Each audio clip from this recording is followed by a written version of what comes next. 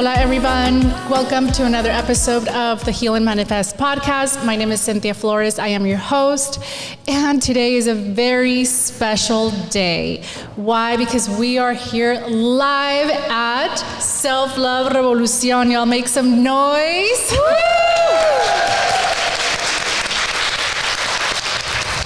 I am Cynthia Flores. As I mentioned, I'm your host. I'm a licensed marriage and family therapist, and I'm a speaker and clearly a podcaster. And today I have two amazing powerhouse speakers I will present in a minute. Today, as I mentioned, we are live here in the city of Angels, Ciudad de Los Angeles. And at Self-Love Revolucion, this is a community, a movement that me and my colega Norma Garcia, who she is here. I wish that she could join us out here for this conversation.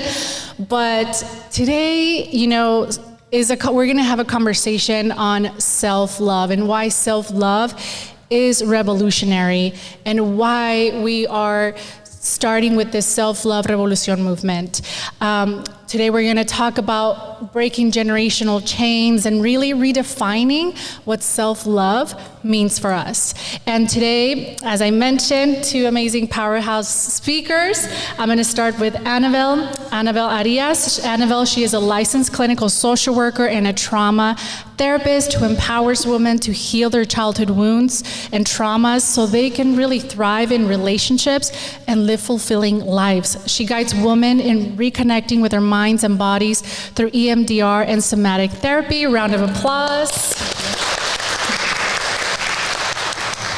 And amazing Viridiana Ocio. Viridiana, she's a Latina graphic designer. She's an artist. She is a founder of Chingona Inc., a creative studio empowering Latina through bold, unapologetic art. Drawing from her experiences as a first-generation Latina, she creates designs and celebrates cultural pride, resilience, and identity, including her signature custom Loteria cards and Spanglish artwork. Her work inspires Latina to embrace their inner Chingona and bridge the worlds de aquí y allá. So let's give a round of applause. So why self-love? Why now? Why is self-love revolutionary? So we're gonna really dive into these questions, y'all. So I'm gonna start here with Viridiana. Let's share a little bit of your self-love journey, your self-love story. What does self-love mean to you now?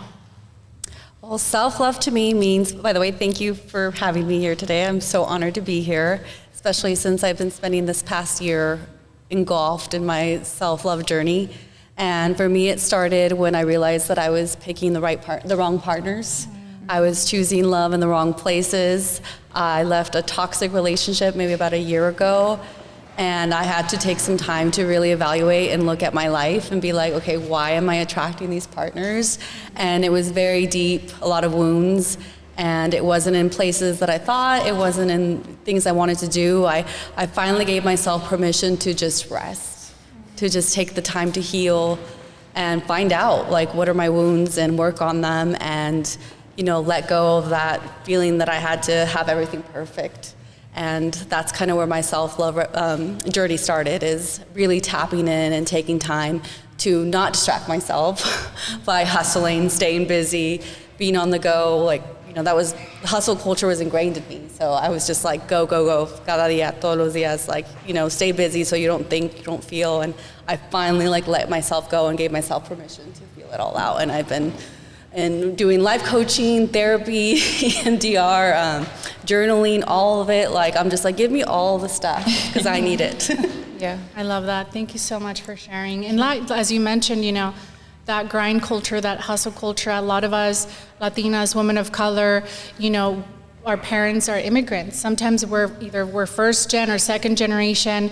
We've just learned to hustle. These are conversations that I've had with my sisters, with other women, that it's really hard to stop and rest because there's a lot of guilt and there's a lot of shame that we feel, but also in navigating relationships, that's also something that we're not taught love. We're not taught to love ourselves. It's almost like sometimes it's modeled, but sometimes it's not. right? So these are things that we as adults, and as we start healing our inner child and healing those abandonment and rejection wounds, that's when we realize like we need to really choose ourselves. We need to prioritize ourselves. And sometimes, yeah, like these help us really, these experiences, even though they're fucked up, like they help us really come back home to us and like choose better people for us. So thank you so much for sharing that. What about you? When did you start your self-love journey, Annabelle? How did it all started, or how do you even define self-love?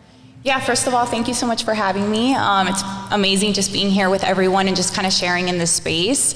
Well, first of all, I just want to say like self-love is really the foundation for everything that we do, right? When it comes to our relationships, when it comes to pursuing goals, and just even setting boundaries for ourselves. And I feel like for me, my self-love journey really started when I was probably coming into therapy, and this was around like teenager, 20-year-old me, and as I'm a first gen as well, and just growing up with two Mexican parents, where, you know, they really instilled this belief in me. You're supposed to work hard.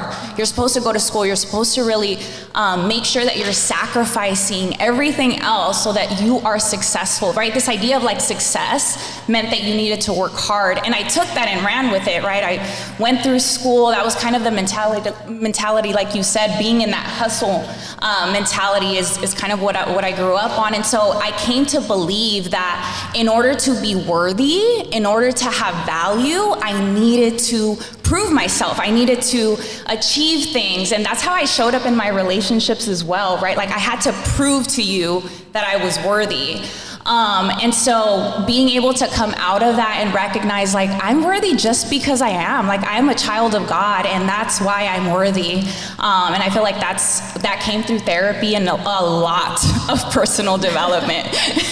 And still now, right? I feel you. Thank you so much for sharing.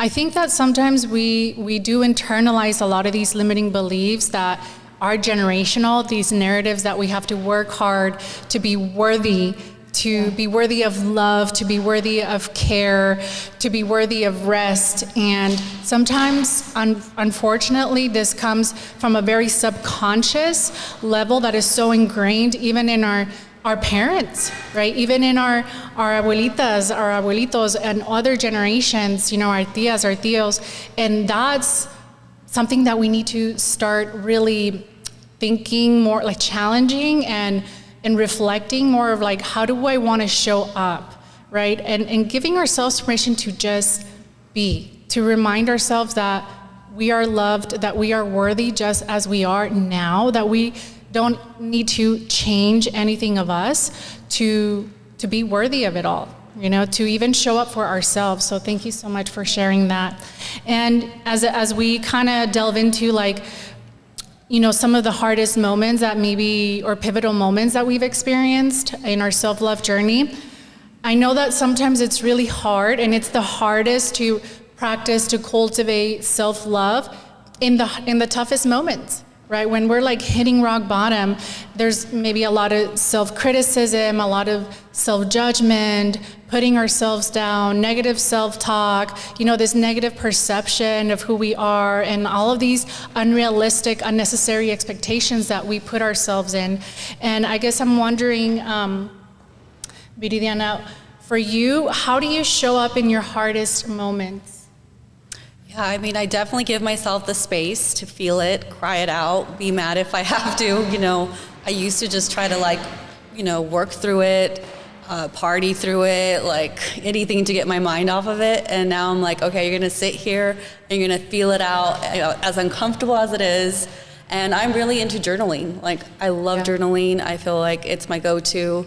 Just write it down and let it all out. And then I feel like when I start writing, I get to a point where I'm like, okay, that's maybe why. And I let it and release it. Of course, you know, going to therapy, you know, being heard by family, and doing all the self-love stuff. But I think journaling has always been my go-to as far as going back to myself and taking myself out of situations quicker.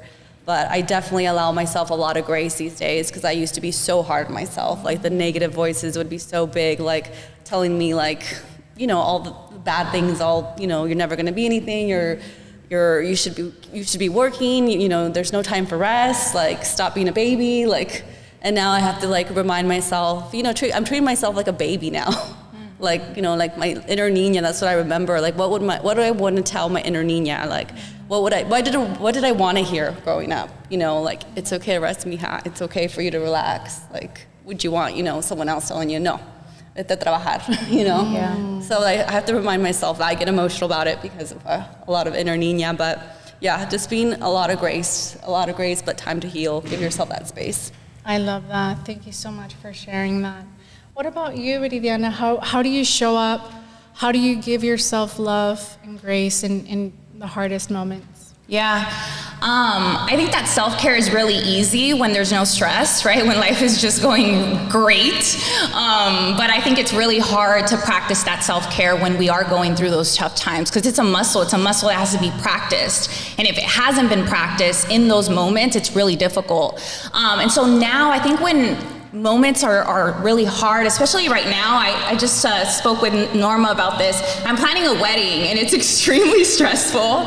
I'm stressed every day. It's always on my mind. And I think now I just know my tolerance, right? We all have a window of tolerance when it comes to stress. And so knowing when I'm outside of that window and really being able to ask myself, like, what do I need to come back to being able to handle it? Because once you pass that window, it's kind of downhill. Right now you're coping in really unhealthy ways, or just emotionally reacting to things when you're gonna later regret it, right? And so I think knowing the tolerance, I'm really big on connection and safety. And so being able to ask myself, like, what am I feeling right now? Like, what's coming up for me?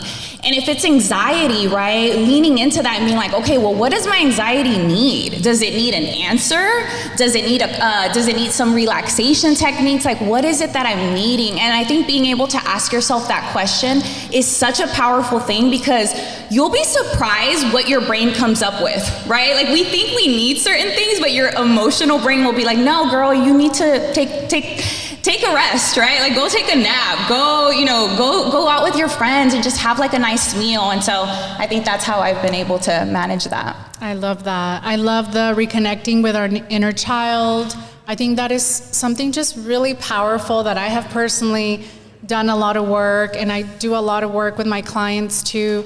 And just like, as you mentioned, checking in, like, what is it that little Cynthia wants, or, that my inner child wants and needs to hear? How can I validate? How can I reassure my inner child, but also how can I reassure and validate my adult self, right? Because there's all of these different parts of us that we need to honor, that we need to hold space, that we need to see, that we need to validate. So that's really powerful too, and it's very, very healing. And also the self-check-in. Like, what do I need? What do I feel? How can I hold space and capacity? Like, what is my capacity, right? Yeah. I think that that's also really powerful. So thank you so much for sharing. Another question is, as women of color, as Latinas, we do encounter a lot of barriers, and sometimes there are family, systemic barriers, but family system barriers, but also systemic issues, right? Things that are out of our control, and like cultural and things like that. What are some barriers, Viridiana, that maybe you've encountered when it comes to embracing, cultivating self-love in your self-love healing journey? And how have you kind of navigated those? There's been so many. I mean, we talked about hustle culture already. That's one, but in particular, just settling. Like, it's kind of engraved with me that you kind of just pick this partner and you kind of just put up with shit, like, whatever it is, like, and I saw, my mom, my grandma, like, just like probably not live their best lives because they settled and, talked about being unhappy, but never did anything about it. It was just like, this is just the way it is. And so accepting less than I deserve became a pattern. It was just like, okay, like, this guy likes me so much, he's pursuing me, like, that means he loves me, like, no other factors, but yeah, like, that's it, like, this is my person, like, I'm gonna go with him, even though I never took time to really evaluate, like, what is it that I wanted? Like I realized a year ago, I'm like, I don't even know what I want, like, who do I want? Like, okay, like, that's not good, like, I wanna go in this time around, like, when I'm dating, it's like, okay, this is what I want, and I'm not gonna settle. Like, that's it. So not settling for less than I deserve and breaking that cycle, because I see it, still within my family, and it breaks my heart when I see, people that are not like being treated the way they should be treated. Yeah, thanks for sharing that. And that's just a very important topic, because going back to the narrative of love and relationships, right? We're not taught, because sometimes our ancestors, our parents, they've probably been through a lot of trauma, right? We choose people based on what feels familiar sometimes. And sometimes it's those patterns, right, that come from a lot of trauma, from a lot of violence, and not only physical, emotional, but other types of violence, right? And silence. I think that silence is also a big one. We're not taught to speak up. We're taught to stay calladitas porque nos vemos más bonitas. And that's not true. And that's part of breaking that cycle of, hey, this doesn't feel good in my body. This doesn't feel in my nervous system. This person, clearly has a lot of wounds that he needs to heal, but I need to choose me. And sometimes breaking that cycle is the hardest, but it's so necessary for you to move on and move forward with choosing better, choosing different. So thank you so much for sharing that. What about you? What are some barriers, cycles, or patterns that you've kind of struggled and navigated with? How much time do we have? No, I'm just kidding. Yeah, so many cultural barriers, right? I think the one that kind of sticks out for me the most is like family criticism and judgment, right? Like there's this thing where if they've never been through it or don't even know much about it, they're going to criticize it. And it created a lot of like self-doubt in me, like, is this the right choice? Like, should I be doing this, right? I remember when I told my dad that I was gonna be an entrepreneur and I was gonna leave the 9-to-5 and start my own business. He's like, no, you can't do that. Like, you need that security, you need that safety. And he was right? But I think him being afraid and just kind of having that scarcity mindset made me afraid, and it created a lot of self-doubt that I had to work through. I think there's also like personal barriers as well. Like perfectionism was a really big thing for me. I always say I'm a recovering perfectionism, because everything had to be perfect. I could not make a mistake. And I think it really stemmed from this idea of like, if you make a mistake, people are not gonna accept you. They're not gonna love you, and you're not gonna have value. And so this idea of like, it has to be perfect is almost impossible, right? And so I was setting myself up to failure every single time. And the last one that I'll talk about, and I think it's a very common one, is the imposter syndrome. We as first gen, as Latinas, women of color, I think that's a really big barrier that I see in my clients as well. That they're so great, they're so successful, they have everything that they need in order to succeed, and yet they don't believe in themselves. So yeah. That's definitely powerful. Thank you so much for sharing that. I guess, moving forward, as we're thinking about self-love not only being an individual journey, it's also a collective journey, right? Because when we heal ourselves, when we start embracing who we fully are and radically accepting and loving ourselves, that has a ripple effect on our other generations, right? Even older generations and future generations to come. And it's also heals us as a community, as a collective. And I guess, Self-Love Revolucion started because we believe that this is not only an individual journey, that we all have a unique experience, but also a collective journey, a collective experience. So I guess, Viridiana, what is it that you think we need as a community to keep this self-love movement thriving? Well, definitely places like this. Places you created, these events. We need to support each other more. I definitely feel like we need to share our stories. I think online with social media, we only tend to see the good side of people's lives, and I get not everybody's open to sharing stuff, but I think when you share your journey and where you're at and you're vulnerable, like you don't really realize like who you can impact. Like that people aren't alone, that maybe someone's going through something similar as you. So sharing those stories, whether it be, comadre or online, but being vulnerable and open and creating that safe space too, because, sharing is not easy. So you have to be that safe space. So by creating it in event spaces, but also within la comunidad and being more collaborative and, less competition. I love that. Thank you. What about you? What do you think, Ridiana? I would say it's Annabelle. It's okay. I know that's okay. I would say, I think sometimes we think like the self-love journey is an individual one, and it is, right? It is a personal journey, but I think it's also a collective one. And so being able to share that journey with others in spaces like this, where you're attending events, where you're able to be vulnerable in yourself, right? I remember going to a lot of events that people didn't look like me, and that was hard because there's not, unfortunately, you would think it'd be opposite, but unfortunately there's not a lot of acceptance. And so I kept finding myself not being able to love myself and practice that sense of vulnerability because I wasn't feeling accepted, right?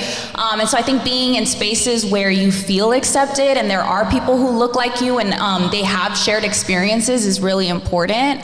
I think the other part to this is like healing generational trauma as a collective, right? Being able to empower one another, but also understanding our patterns and our cycles. Like you talked about, your mom and your grandma, same with me.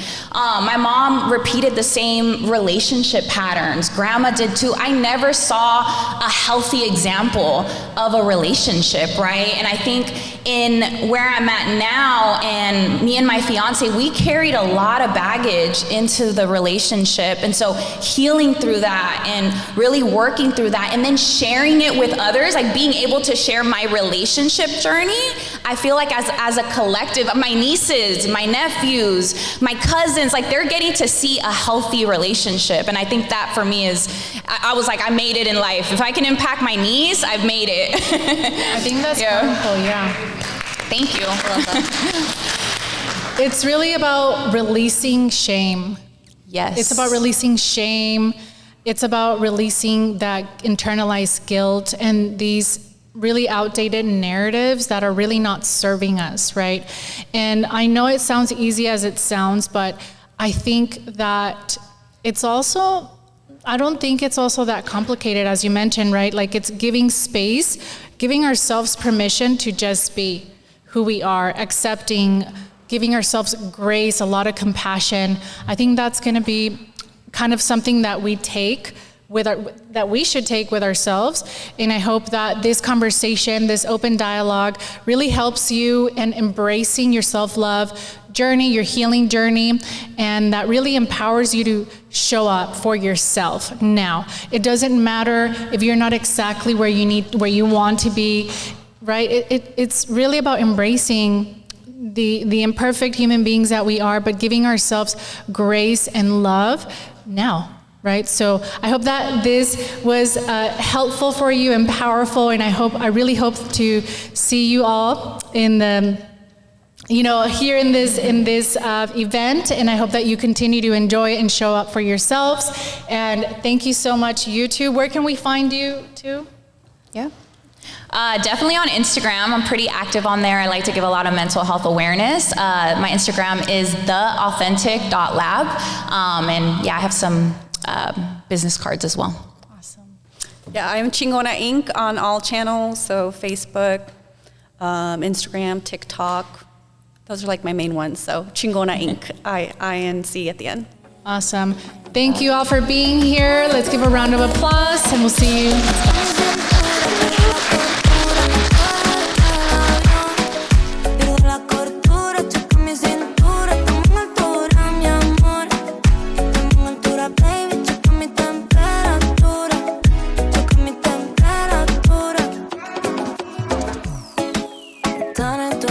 Me